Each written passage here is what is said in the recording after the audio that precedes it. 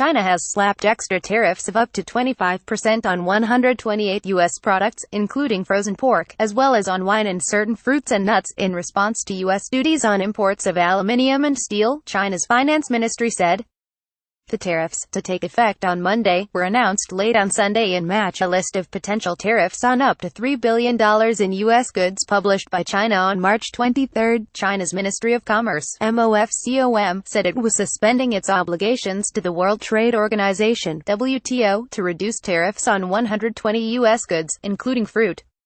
The tariffs on those products will be raised by an extra 15%. 8 other products, including pork, will now be subject to additional tariffs of 25%, it said. With the measures effective from April 2, China's suspension of its tariff concessions is a legitimate action adopted under WTO rules to safeguard China's interests, the Chinese Finance Ministry said.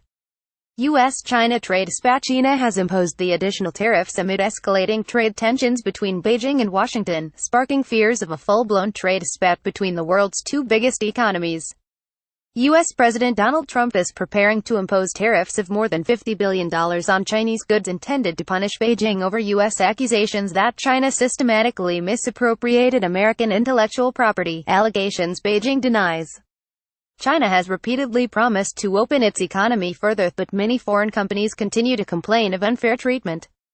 China had warned the United States on Thursday not to open a Pandora's box and spark a flurry of protectionist practices across the globe.